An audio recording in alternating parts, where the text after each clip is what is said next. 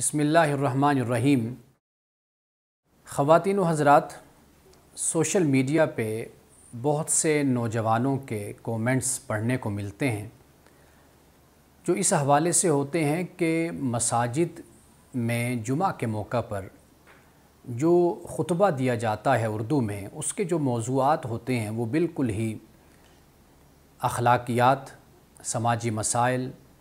اور جو اہم معاشرتی مسائل ہیں ان سے ہٹ کر ہوتے ہیں،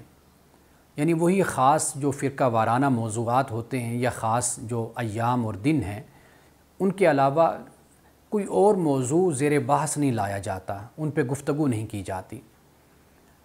اور جب یہ پوسٹ پڑھنے کو ملتی ہے اور اس کے نیچے جو کومنٹس ہوتے ہیں مختلف نوجوانوں کے، وہ بھی بڑے حیران کن ہوتے ہیں۔ ایک نوجوان یہ کہتا ہے کہ اس لیے میں کبھی مسجد میں خطاب سننے کے لیے نہیں گیا، میں ہمیشہ نماز کے وقت جاتا ہوں اور جمعہ کی نماز ادا کر کے واپس آ جاتا ہوں۔ ایک نوجوان یہ کہتا ہے کہ میں کبھی مسجد میں جمعہ پڑھنے ہی نہیں گیا، اسی وجہ سے کہ وہاں جو گفتگو ہوتی ہے، جو خطاب ہوتا ہے، اس کا ہماری زندگی سے، ہمارے مسائل سے کوئی تعلق نہیں ہوتا۔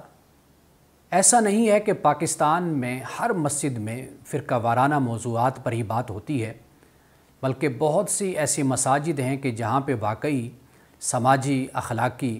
مسائل پر گفتگو ہوتی ہے۔ بلکہ پاکستان میں ایک بہت بڑی سوسائٹی ہے جہاں پہ باقاعدہ طور پر یہ پریکٹس ہوتی ہے، یعنی وہاں پہ جو خطبہ مقرر کیے جاتے ہیں اور ایک تو ان کا تعلیمی معیار دیکھا جاتا ہے دینی حوالے سے بھی اور دنیاوی حوالے سے بھی، اور دوسری بات یہ ہے کہ ان کو جو موضوعات دیے جاتے ہیں وہ سماجی مسائل سے بھی جڑے ہوتے ہیں، اخلاقی مسائل سے بھی، نوجوانوں کے مسائل سے بھی، اور جو گھریلو اور معاشرتی مسائل ہیں ان سے بھی ان کا بڑا گہرا تعلق ہوتا ہے۔ یعنی ہر خطیب کو ایک ٹاپک دیا جاتا ہے، موضوع دیا جاتا ہے جس پر وہ تحقیق کرتا ہے، ریسرچ کرتا ہے، اور پھر ایک تھیسس کی صورت اس کو بنایا جاتا ہے، اور پھر اس کے بعد وہ کتابی صورت میں بھی شائع ہوتا ہے۔ مثلاً اگر آج ایک خطیب کسی موضوع پہ تحقیق کرتا ہے تو آنے والے جمعے پہ وہی ٹاپک، وہی موضوع تمام خطباء کو دے دیا جائے گا، وہ اس پہ اپنی مسجد میں بات کریں گے، اور پھر اسی خطیب کی 4-5 مہینے کے بعد پھر باری آئے گی ایک ٹاپک کی جس پر وہ تحقیق اور ریسرچ کر کے دے گا۔ یہ بڑا اچھا کام ہے، اور وہ جو موضوعات ہوتے ہیں وہ مجھے خود دیکھنے کا اتفاق ہوا اور میں نے خود اس کا مطالعہ کیا ہے۔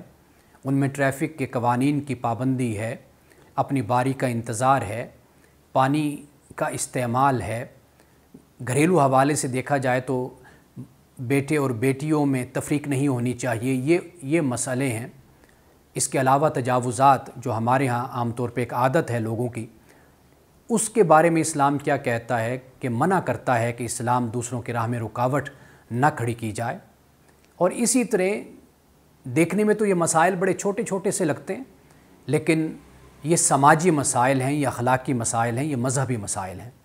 ان کو زیر بحث لایا جاتا ہے۔ تو ایسا نہیں ہے کہ پاکستان میں اس کی پریکٹس نہیں ہو رہی، پاکستان میں باقاعدہ طور پر اس پہ کام ہو رہا ہے، اور خاص طور پر اس سوسائٹی میں ہر مسجد میں جو خطبہ دینے والا خطیب ہے وہ اسی موضوع کو ہی اپنا مضمون بناتا ہے، اپنا عنوان بناتا ہے اور اس پر بات کرتا ہے۔ اب معاملہ آپ یہ کہہ سکتے ہیں کہ یہ ایک عمومی رویہ اور کلچر ہمارا نہیں بن سکا، یعنی ایسا نہیں ہے کہ پاکستان میں ہم اسی طرح ہر مسجد میں بات کریں اور گفتگو ہو۔ اب یہ ذمہ داری جہاں پہ سماجی طور پر ہم لوگوں کی ہے، وہاں پر حکومت کی بھی ایک لحاظ سے ذمہ داری بنتی ہے کہ اگر حکومت اس پہ توجہ کرے اور نچلی سطح سے یعنی محلے اور علاقے کی سطح سے اگر یہ ذمہ داری دی جائے، اگر پورا تھیسس بنا کر مہیا نہیں کیا جاتا خطیب کو، تو کم از کم اتنا ضرور ہو سکتا ہے کہ اسے ایک ٹاپک کا، ایک موضوع کا اس کو پابند کر دیا جائے کہ اس نے اس موضوع پہ بات کرنی ہے، اور وہ موضوع اخلاقی مسائل کے حوالے سے ہو، سماجی مسائل کے حوالے سے ہو، یا مذہبی عقائد کے حوالے سے بھی ہو سکتا ہے، اور اس کے علاوہ جو کرنٹ ایشو ایک معاشرے میں پیدا ہوتا ہے یا میڈیا پہ آتا ہے وہ مسئلہ کسی حوالے سے بھی ہو سکتا ہے، اس مسئلے کو بھی ہائی لائٹ کرنے کے لیے دیا جا سکتا ہے کہ اس مسئلے پر جمعہ کے موقع پر بات کی جائے تاکہ لوگوں کو آگاہ کیا جائے۔ دیکھیے یہ کتنی بدقسمتی ہے کہ ایک طرف معاشرے میں بہت بڑا مسئلہ پیدا ہوتا ہے جس میں آپ کہہ سکتے ہیں کہ کم عمر بچیوں کے ساتھ یا بچوں کے ساتھ جو زیادتی کا مسئلہ ہے، ہماری مساجد میں اتنے اہم ایشوز جب پیدا ہوتے ہیں معاشرے میں، ان پہ بات کرنے کے بجائے وہی روایتی موضوعات پر بات کی جا رہی ہوتی ہے۔ یہ واقعی بڑی افسوسناک بات ہے کہ ان موضوعات کے بجائے ایسے موضوعات کو زیر بحث لایا جائے جو ہمارے معاشرے سے جڑے ہوئے ہیں، اور خاص طور پر اگر ہم اس پر توجہ کریں کہ ہمارا جو نوجوان طبقہ ہے کہ جو مغربی فلسفہ اور مغربی فکر کو پڑھتا ہے، جو مطالعہ کرتا ہے، جو آئے روز میڈیا کے ذریعے سے، سوشل میڈیا کے ذریعے سے دنیا کی معلومات رکھتا ہے، دنیا کو دیکھتا ہے، اس نوجوان طبقے کی رہنمائی کے لیے بہت ضرورت ہے کہ ایسے موضوعات کا انتخاب کیا جائے جس سے ان کی اصلاح ہو، یعنی وہ جو فکری اور علمی بے راہ روی ہے اس کا سدباب کیا جائے، اس کے بارے میں ان کو رہنمائی مہیا کی جائے، اور اس کے علاوہ جو نوجوانوں میں جو ایک فرسٹریشن پیدا ہو رہی ہے، ایک ڈپریشن پیدا ہو رہی ہے، اس کا بھی علاج بتایا جائے،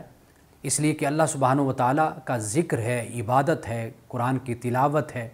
اسلام سے محبت ہے، یہ جو ایک تعلق ہے اس سے بھی انسان کو ایک ٹرینکویلٹی جس کو کہتے ہیں، ایک امن، ایک سکون انسان کو نصیب ہوتا ہے۔ ایسے بہت سے مسائل ہیں کہ جنہیں مسجد میں جمعہ کے موقع پر موضوع بنایا جا سکتا ہے، اس لیے حکومت اگر اس پر توجہ کرے اور نچلے سطح سے اس مسئلے کو اٹھایا جائے اور محلے اور علاقے کی جو مساجد ہیں ان کے خطباء کو موضوع دیا جائے تو اس کا بڑا یہ فائدہ ہوگا کہ وہ جو ایک فرقہ وارانہ اور مناظرانہ ماحول ہے وہ بھی تبدیل ہو جائے گا۔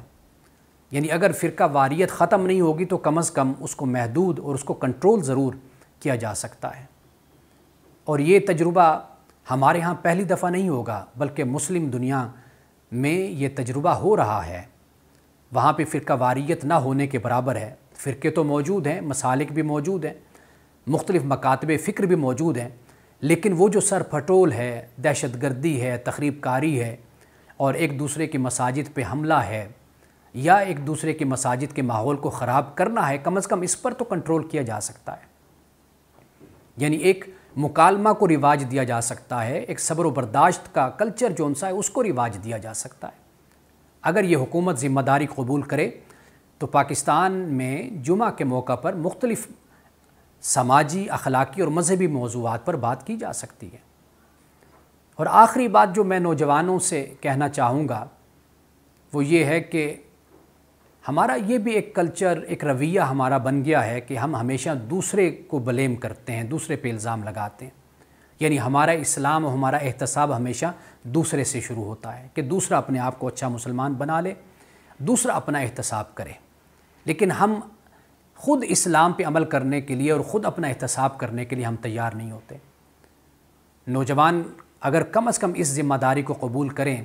کہ وہ جس محلے میں رہتے ہیں وہاں پر جو مسجد ہے وہاں پر جا کے نماز ادا کریں، وہاں کے معاملات میں دلچسپی لیں۔ ہاں، اگر خطیب کے مقرر کرنے کا وقت آتا ہے یا اس کے انتخاب کا وقت آتا ہے تو وہ کم از کم اپنے جذبات کا، اپنے خیالات کا اظہار کر سکتے ہیں، وہاں پر بتا سکتے ہیں کہ بھئی ایسا خطیب یہاں پر مقرر کیا جانا چاہیے کہ جو دین کا عالم بھی ہو اور دنیاوی مسائل کو بھی سمجھنے والا ہو، جس کے پاس دنیا کا علم بھی ہو، جس کو اس بات کا شعور بھی ہو کہ میں نے سماجی مسائل پر بھی بات کرنی ہے، میں نے اخلاقی مسائل پر بھی بات کرنی ہے، میں نے نوجوانوں کے مسائل پہ بھی بات کرنی ہے، میں نے والدین کے حوالے سے بھی نوجوان نسل کو رہنمائی دینی ہے، میں نے بچوں کے حوالے سے، ان کی تربیت اور تعلیم کے حوالے سے بھی بتانا ہے۔ یعنی گویا کہ وہ جو مسائل معاشرے میں، سماج میں، اخلاقی حوالے سے، مذہبی حوالے سے پیدا ہو رہے ہیں وہ ان مسائل پر گفتگو کرے، لوگوں کو رہنمائی مہیا کرے۔ وہ صرف یہ نہیں ہے کہ چند عقائد پر بات کر لے یا چند فرقہ وارانہ مسائل پر بات کر لے یا چند فقہی مسائل پر بات کر لے، ان پر بھی وہ بات کرے، لیکن اس کے ساتھ ساتھ یہ جو جدید دنیا میں جو تبدیلی رونما ہو رہی ہے، نظریاتی اور فکری جو ایک انقلاب آ رہا ہے اور جو چیلنجز پیدا ہو رہے ہیں، کم از کم اس کو ان سے بھی ضرور آگاہی ہونی چاہیے، تاکہ وہ اپنی گفتگو سے اور جمعہ کے موقع پر جو موضوع وہ متعین کرے، مقرر کرے اور جس پہ بات کرے، تو نوجوان طبقہ کم از کم مسجد میں آ کر اس کو سنے اور اس طرح نوجوان طبقے کی اصلاح ہو اور ان کو رہنمائی ملے۔ یہ جو مذہب سے بیزاری ہے، مساجد سے بیزاری ہے، اس کی بہت سی وجوہات میں سے ایک وجہ یہ بھی ہے کہ جب نوجوان طبقہ مسجد میں آتا ہے، ان کی فکری اور علمی حوالے سے جب ان کی تسکین نہیں ہوتی، انہیں ان کے سوالوں کے جواب نہیں ملتے، تو وہ پھر مسجد سے بھی بیزار ہوتے ہیں اور مذہب سے بھی بیزار ہوتے ہیں۔